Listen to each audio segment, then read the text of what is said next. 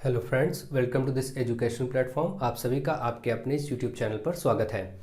इस video lecture में हम लोग 2019 में पूछे गए सभी लघु उत्तरीय प्रश्नों को सीखेंगे, जो कि डीएलएड फोर्थ सेमेस्टर के स्टूडेंट के लिए बहुत ही लाभदायक होगा।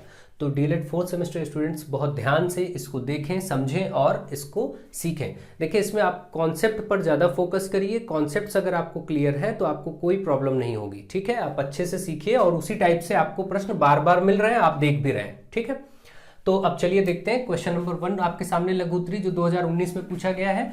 आपको दो समुच्चय दिए गए हैं। एक समुच्चय दिया गया 1, 3, 5, 7 ऐसे, और एक समुच्चय बी में दिया गया है वो है 5, 7, 8 और 9। ठीक है, ये आपको दो समुच्चय दिए गए हैं। ठीक है, 1, 3, 5, 7 और 5, 7, 8, 9। तो आपको ए यूनियन भी बताना। ऊपर जो होता है ये यूनियन होता है और ए इंटरसेक्शन, नीचे जो होता है इसको इंटरसेक्शन बोलते हैं। ठीक है, ये संघ समुच्चय है, ये सर्वनिष्ठ समुच्चय है। तो जो ऊपर यू होता है इसको संघ समुच्चय कहते हैं। तो अगर आपको ए यूनियन बी बताना है तो आप क्या करेंगे, अब यहां पर देखिए यूनियन में क्या होता है, यूनियन में जो मिल रहा होता है दोनों में वो भी लिखते हैं और जो नहीं मैच कर रहा है वो भी लिखते हैं। मतलब जो कॉमन है उसको भी लेंगे। जैसे एक यहां है लेकिन एक यहां नहीं है, तब भी एक को लिया जाएगा। 3 यहां है लेकिन इसमें 3 नहीं है, तब भी 3 को लिखेंगे।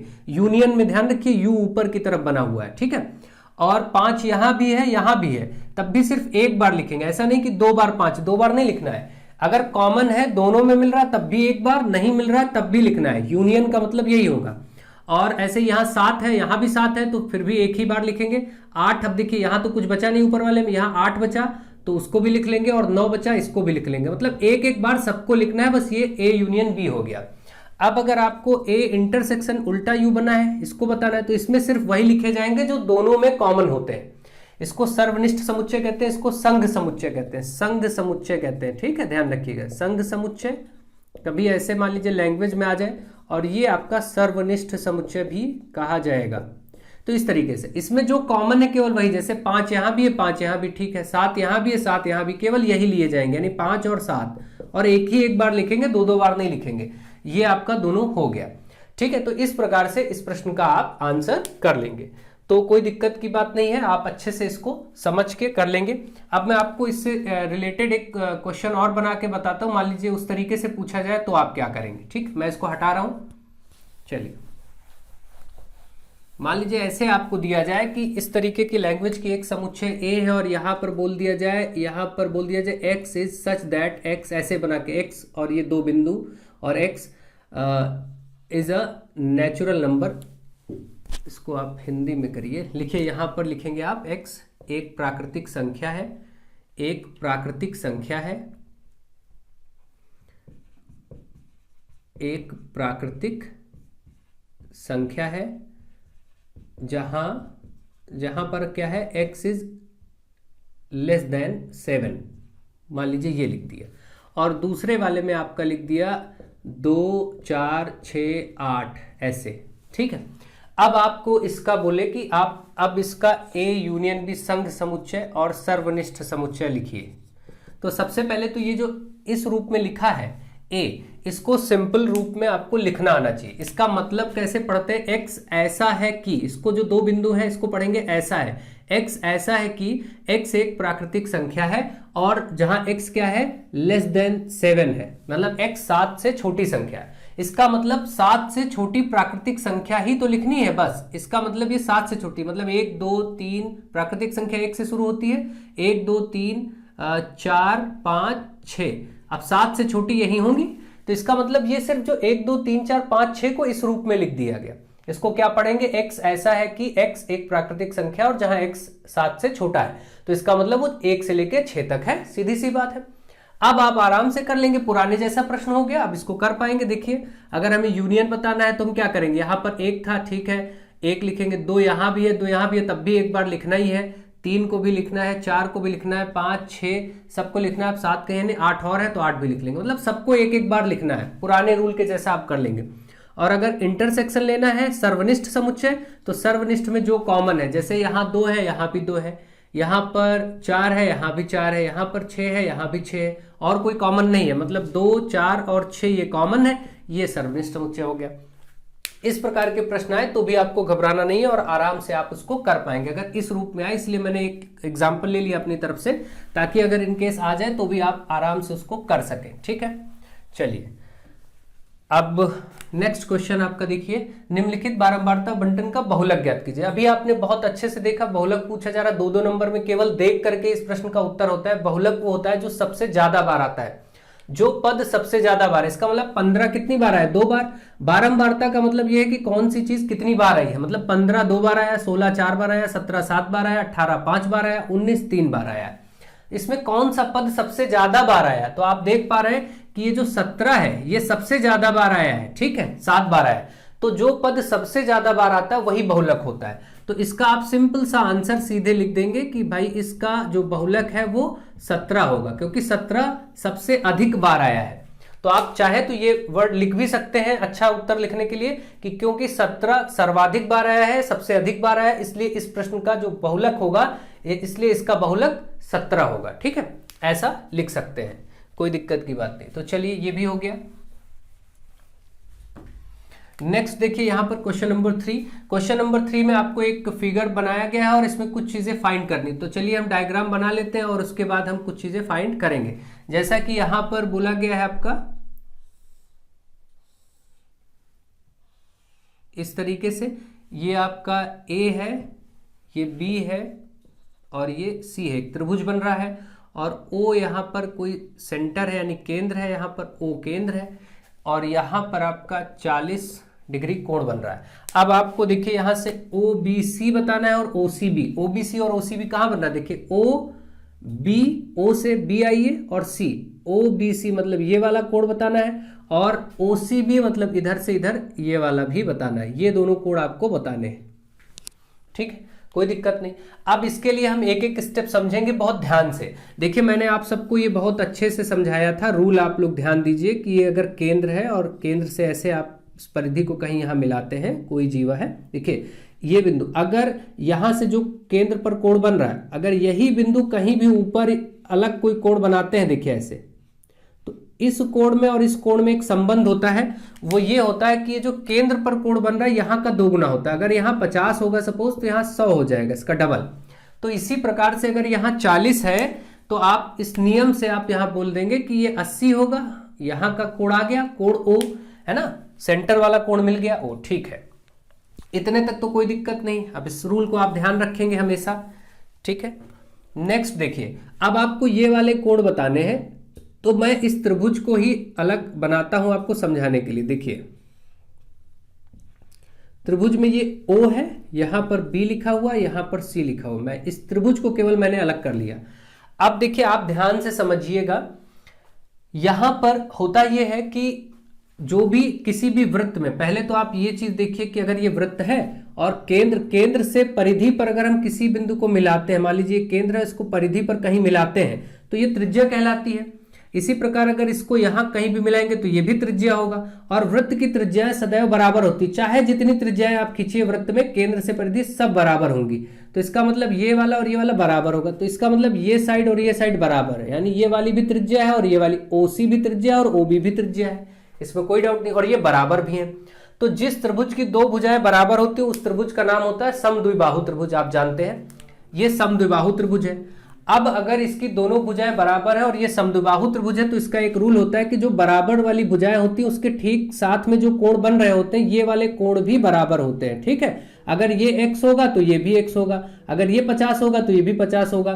तो आप देख रहे हैं ये 80 हो गया, तो अगर ये कोण जितना होगा, मान लेते हैं x, तो ये भी उतना ही होगा, है ना, ये रूल होगा। तो हमने इसको x मान लिया, दोनों को, दोनों बराबर होते हैं। तो ये बात यहां तक आपको समझ में आ गई होगी आई थिंक, अब बिल्कुल अच्छे से। अब हम देखिए यहां से काम करेंगे। अब हम लिखेंगे त्रिभुज OBC में, अब त्रिभुज OBC में तो आप देखेंगे कोण O और कोण B और कोण C, ये तीनों कोण मिलकर के 180 बनाएंगे। यहां पर O पर 80 बन रहा है, B पर आपने x और x, क्योंकि B और C बराबर है, दोनों को हमने x मान लिया है, दोनों जो एक x निकलेगा वही ये भी निकलेगा, बराबर 180। अब देखिए ये 80 प्लस x और x मिलके कितने x हो गए, 2x, बराबर 180। ये 80 उधर माइनस होगा तो 2x बराबर ये 180 में ये वाला 80 इधर प्लस में उधर माइनस हो जाएगा। तो आप देख रहे हैं 2x बराबर कितना आया, 100, तो इसका मतलब x बराबर कितना आएगा भाई, ये 100 है तो ये 2 उधर बटे में आ जाएगा इसके नीचे, 2 1 कम 2 और ये 50। इसका मतलब x का मान आ गया 50, x का मान 50 आ गया तो यहाँ भी 50 और यहाँ भी 50। इसका मतलब यही दोनों कोण तो थे आपको जो ज्ञात करने थे, 50 और 50। आपका ये आंसर हो गया। OBC भी 50 होगा। अब आप ऐसे चाहे तो लिख दीजिए भाई कोण OBC भी 50 आया है और बराबर तो थे ही, और OCB भी 50 आया है, दोनों ही 50 और 50 आंसर हो जाएंगे। तो ये इस प्रश्न के उत्तर है और आप अच्छे से इसको ध्यान से समझ गए होंगे कैसे किया गया है। ध्यान रखिए यहाँ 2 विशेष बातें हुई हैं। ये वाला कोण और केंद्र वाले कोण में संबंध होता है कि यहाँ के कोण का ये डबल होता है, केंद्र वाला डबल होता है तो 40 की जगह 80 हो गया। अब क्योंकि ये जो त्रिभुज बन रहा था OBC, ये समद्विबाहु त्रिभुज था, क्योंकि त्रिज्याएं आपस में होती हैं बराबर, समद्विबाहु त्रिभुज था तो ये 80 था, तो ये कोण भी समद्विबाहु त्रिभुज के ये कोण आपस में बराबर होते हैं। तो अगर ये x मैंने माना तो ये भी x ही हो जाएगा।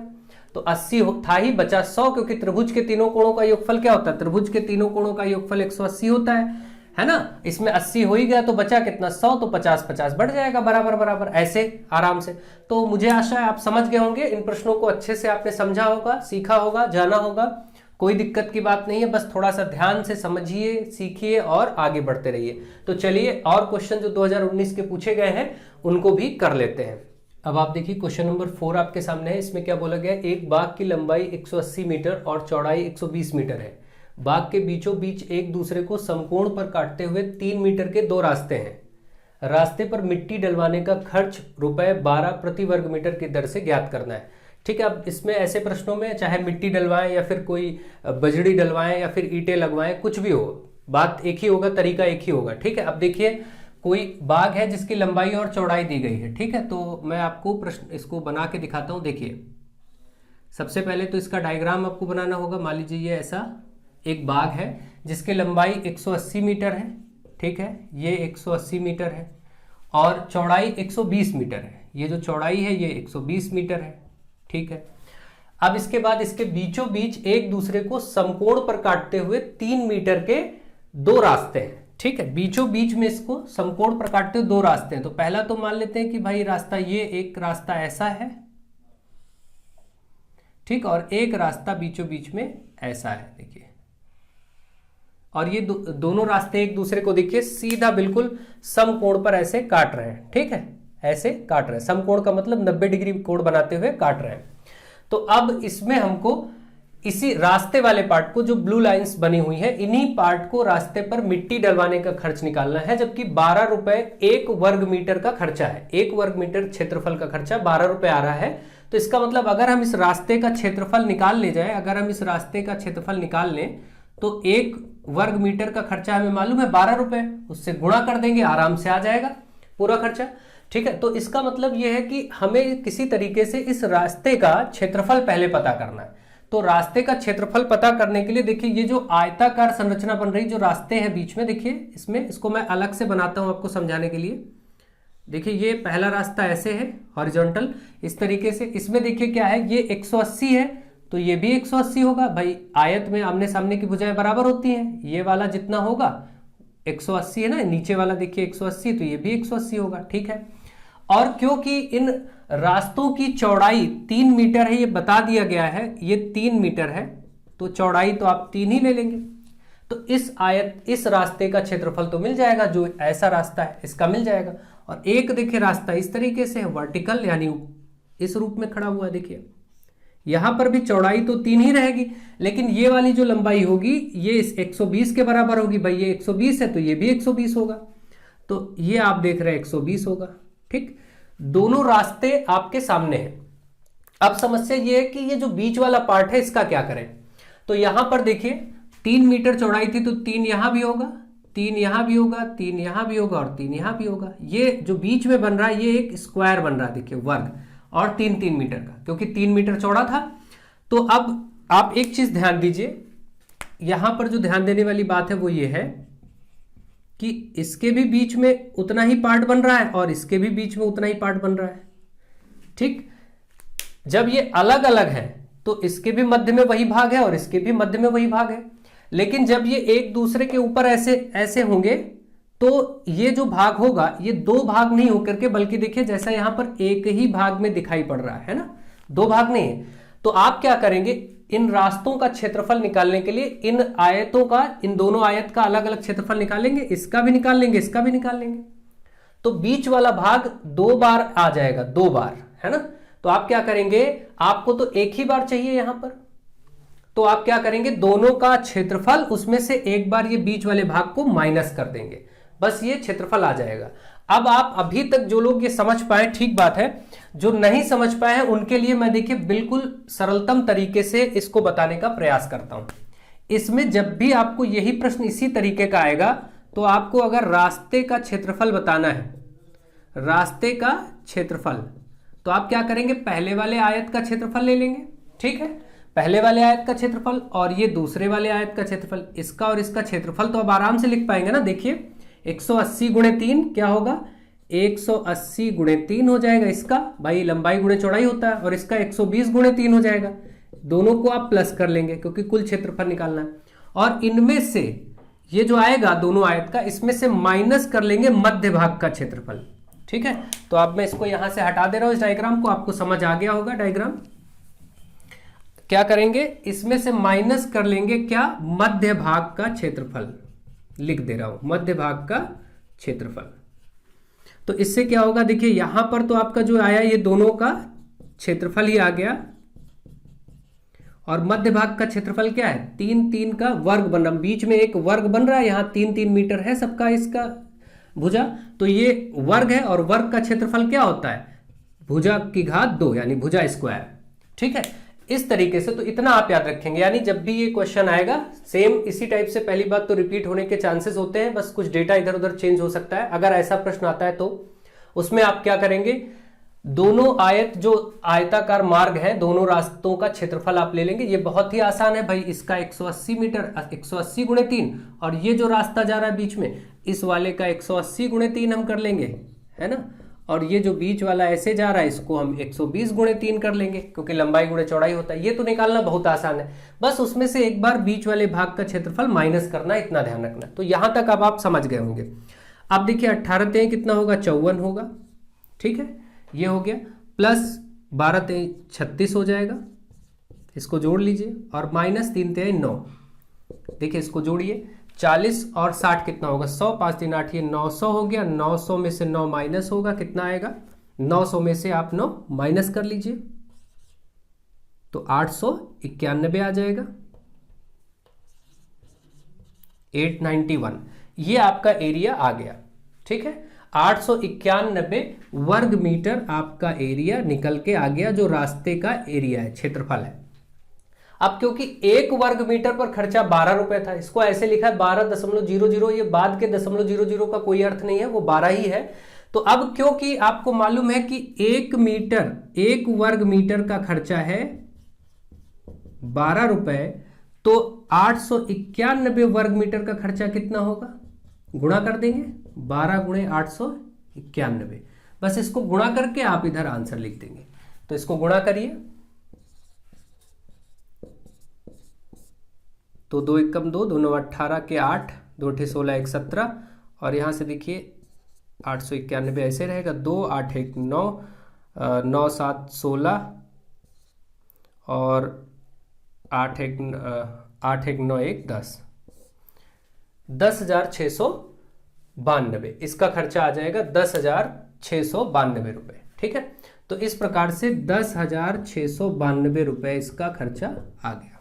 तो 10,692 इसका आंसर आया। और आपकी एक पुस्तक में काफ़ी जो लोग इस समय सीरीज से पढ़ रहे हैं या फिर सामान्य पुस्तकें जो आपकी इस समय चल रही हैं उसमें काफ़ी गलत लिखा हुआ है और उसका आंसर गलत निकाला गया है, ठीक है। तो इसको आप घबराइएगा नहीं, यहाँ से चेक कर लीजिएगा, 12 गुणे 891 को गुणा करेंगे तो 10,692 ही आएगा, और वहाँ पर 18,000 समथिंग इसका आंसर निकाला गया है, वो आंसर गलत है। आप उसको मैच करके देखेंगे, जैसे ही आप 12 को 891 से गुणा करेंगे आपका आंसर मैच हो जाएगा, उसमें मिसप्रिंट हुआ है, गलत लिखा है, ठीक है। तो चलिए आगे बढ़ते हैं और नेक्स्ट क्वेश्चन की तरफ आगे चलते हैं, चलिए देखते हैं।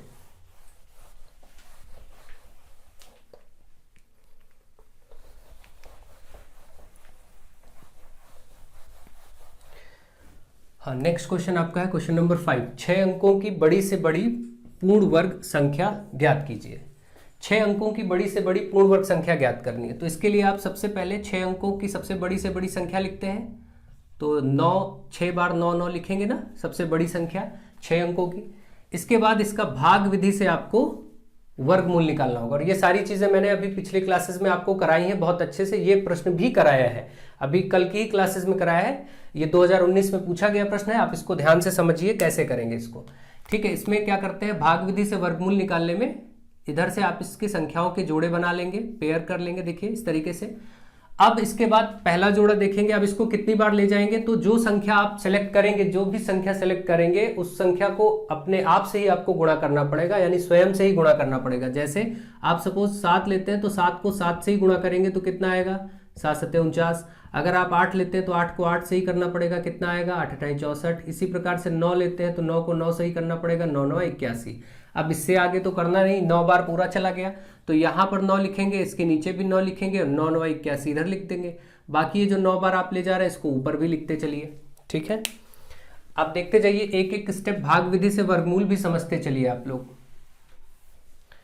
ठीक है, अब इधर वाली संख्याओं को जोड़ लिया जाता है, 9 9 18 हो जाएगा। इसमें से देखिए आप माइनस करेंगे तो 9 में से 1 जाएगा, 8 बचेगा। ठीक है, और यहां से भी 9 में से 8 जाएगा, 1 बचेगा, ये 18 बचा आपका। अब अगली बार क्या होता है, पूरा जोड़ा ही कॉपी किया जाता है, पूरा पेयर ही ये नीचे उतर आएगा अगला। तो आप इसको ऐसे लिख लेंगे, तो 1899। अब क्या करेंगे, आगे भी यही तरीका ध्यान रखेंगे। यहाँ 18 है, जो कुछ भी यहाँ लिखेंगे जो संख्या, उसी को नीचे लिखना पड़ेगा। तो यहाँ पर आप देख रहे हैं 18, इसके बाद आप कितनी बार ले जाए, जितनी बार ले जाएंगे उतनी ही बार इसको नीचे भी लिखना पड़ेगा। तो अगर हम 8 को 8 ही बार ले जाते हैं, देखिए 8 8 64 होगा, 6 बचेगा, 8 8 64 6 70, 8 एकम 8 7 15। ये काफी छोटा रहेगा भी, इसको देखिए, इसका मतलब ये 9 बार चला जाएगा। 18 यहाँ 9 लिखेंगे तो नीचे भी 9 लिखेंगे। अब देखिए 9 9 81 के 1, 8 9 8 72, 8 80 का 0, 8 फिर 9 एकम 9 8 17, 1701। 9 बार जाने में 1701 आया। ठीक है, ठीक है, तो 9 बार आप इसको लेके चले जाएंगे ऐसे। अब देखिए 9 बार ही गया था, इसको भी ऊपर लिखते चलेंगे। 9 में से 1 गया, 8 बचा आपका। यहाँ से 9 का 9 ही बचेगा पूरा, और यहाँ से 18 में से 7 गया, तो यहाँ से देखिए 8 में से 7 गया, 1 बचेगा, और इधर 1 में से 1 जाएगा, कुछ नहीं। ठीक है, 198 आपका हो गया। अब ये पूरा अगला पेयर फिर से कॉपी होगा, 99। ठीक है, पूरा जोड़ा ही कॉपी होगा जब भी होगा, ध्यान रखेंगे। ठीक, हर बार स्टेप देखते चलिए। फिर इधर की स्टेप वही कॉमन है, इधर वाली संख्या ऐड करते जाएंगे। तो 9 9 18, 9 9 18, 8 1 9 और ये 1। अब देखिए जो भी संख्या फिर यहाँ लिखेंगे वही नीचे लिखना पड़ेगा, फिर से वही रूल चलेगा, रूल चेंज नहीं होगा, बार बार ध्यान रखिए। ठीक है, एक ही पैटर्न फॉलो होता है, बस एक बार समझ गया तो कोई दिक्कत नहीं है। 198 है, इसके बाद जो भी यहाँ लिखेंगे वही यहाँ भी लिखना पड़ेगा। तो लगभग फिर से 9 बार जाने के चांसेस हैं। देखिए 9 9 81 का 1, 8 9 8 72, 8 80 0, 8 बचा, फिर 9 9 81 8 81 8 9 80 9, फिर 8 9 एकम 9 8 17, 17,901। यहाँ 19,000 है बिल्कुल। यहाँ से फिर से 9 बार चला जाएगा। ठीक है, आप देख रहे हैं फिर से 9 बार ये चला जा रहा है। तो 9 बार में कितना आया, 17,901। ठीक है, 9 बार गया था, ऊपर भी लिख दीजिए। अब इसको फिर इधर आगे जरूरत होगी तो ऐड करेंगे, लेकिन अब क्योंकि संख्याएं समाप्त हो चुकी हैं तो आगे ऐड करने की जरूरत नहीं। देखिए बचा क्या, 9 में से 1 गया, 8 बचा, यहाँ से आपका 9 ही बचेगा, और ये 18 में से 9 जाएगा, 9 बचेगा, यहाँ से 1 बचेगा। तो आप देख रहे हैं 1998, 1998। अब ध्यान रखें, यहां तक तो आपने भाग विधि से वर्गमूल किया। जब भी ऐसे प्रश्न आएंगे 6 अंकों की बड़ी से बड़ी पूर्ण वर्ग संख्या आप बताइए, तो आप 6 अंकों की बड़ी से बड़ी संख्या लेके उसका वर्गमूल निकालेंगे, और अंत में, क्योंकि अब ये प्रक्रिया समाप्त होती, तो अंत में जो बचेगा, अब सोचिए अगर ये ना बचा होता, 1998 अगर बचा ही ना होता, तो पूरी पूरी संख्या ये कट गई होती, पूरी पूरी डिवाइड हो गई होती, इसका मतलब पूर्ण वर्ग हो जाती। जो ये बच गया, इसी कारण से ये पूरी पूरी संख्या डिवाइड नहीं हो पाई। तो इसी को बस माइनस कर दें अगर हम, मुख्य संख्या जो थी आपकी 6 बार 9, इसमें से यही संख्या अगर हम माइनस कर दें, ठीक है, तो हमें 6 अंकों की बड़ी से बड़ी पूर्ण वर्ग संख्या मिल जाएगी। बस आपको घटाना ही है। तो देखिए 9, इस 9 में से 8 जाएगा, आपका 1 बचेगा, यहाँ से 9 में से 9 गया, आपका 0 बचेगा, इस 9 में से 9 गया, आपका 0 बचेगा, फिर इस 9 में से 1 जाएगा, आपका 8 बचेगा, और ये 2 9। ये आपका आंसर हो गया। ठीक है, 9,98,001।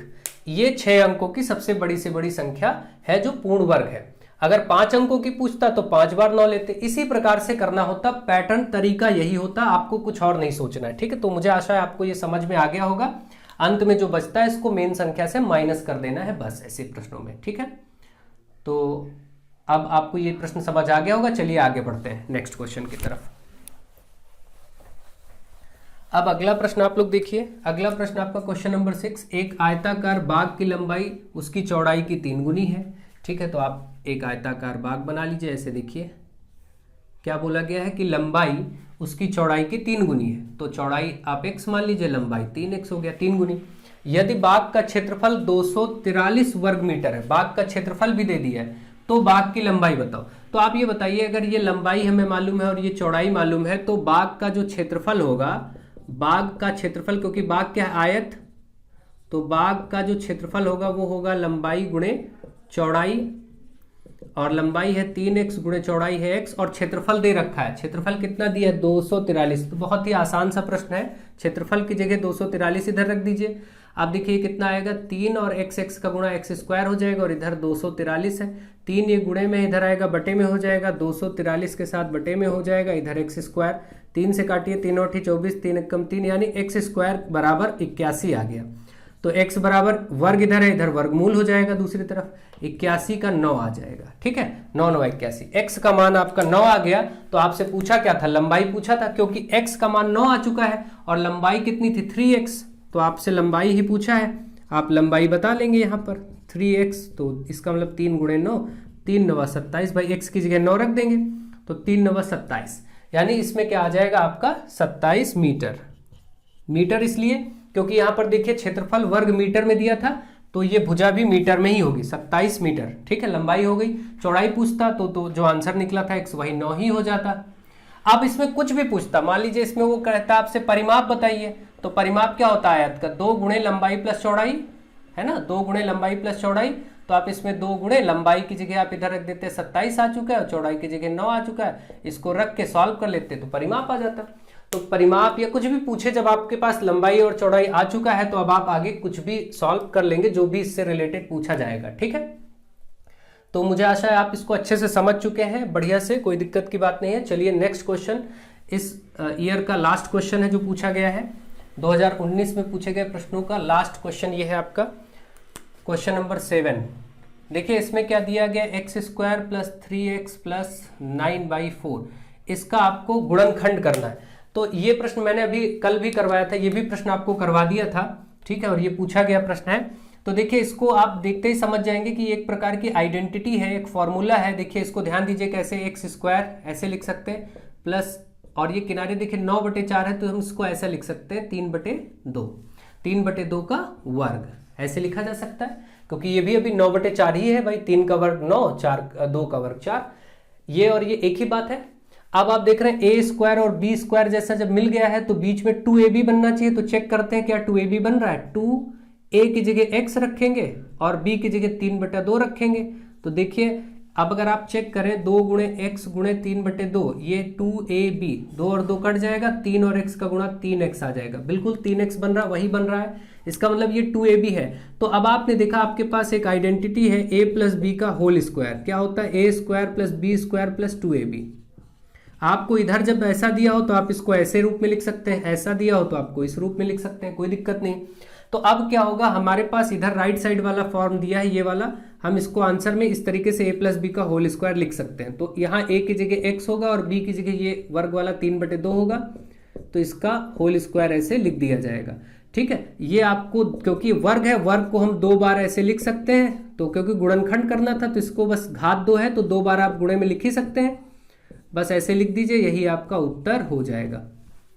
तो मुझे आशा है आप ये भी प्रश्न बहुत अच्छे से सीख गए होंगे, समझ गए होंगे, अब आपको कोई प्रॉब्लम नहीं होगी। ये वाला भी आपका 2019 का प्रश्न पत्र भी पूरा सॉल्व करा दिया गया है, बेहतर तरीके से। आपको अच्छे से चीजें समझ आ रही होंगी। अब आप अपनी तैयारी करिए और कल अच्छे से ठंडे माइंड से बिल्कुल रिलैक्स होकर के पेपर दीजिए। जो भी समय है उसका सदुपयोग करिए, इधर उधर के चक्करों में ना पड़िए, और वीडियोस को ज़्यादा से ज़्यादा शेयर करते रहिए। Thank you to all of you.